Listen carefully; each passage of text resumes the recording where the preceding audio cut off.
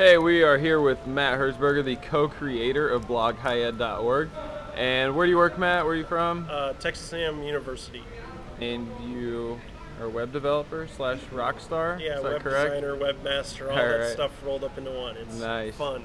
All right, so you talk quite a bit about social media. Where do you see it going in the next maybe 6 months, few years? Yeah, I see huge movement. A lot of people, Web 2.0 happened. It was this great thing. It was, user-generated content, the read-write web, kind of changing how the web worked in general. But I really see that Web 3.0, or whatever you want to call this next step, is going to be really big, because now we've got all this information, and the next step is organizing it. We've got all this metadata, which is our tagging and our keywords applied to all these things, but I feel like they're not really organized in a great way. I don't know that Google really meets that need, and I think that that's going to be really cool and shake things up once that starts to happen.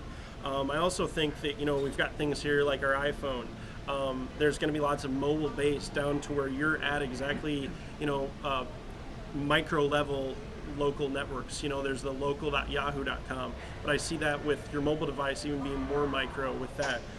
There's portable social networks. Right now, every site, Facebook, MySpace, YouTube, they're all walled gardens or silos, so to speak, and the information on one can't necessarily be accessed on the other.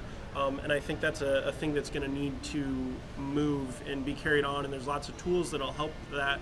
To the end user, these are going to be, you're not going to see them. These are the plumbing behind it.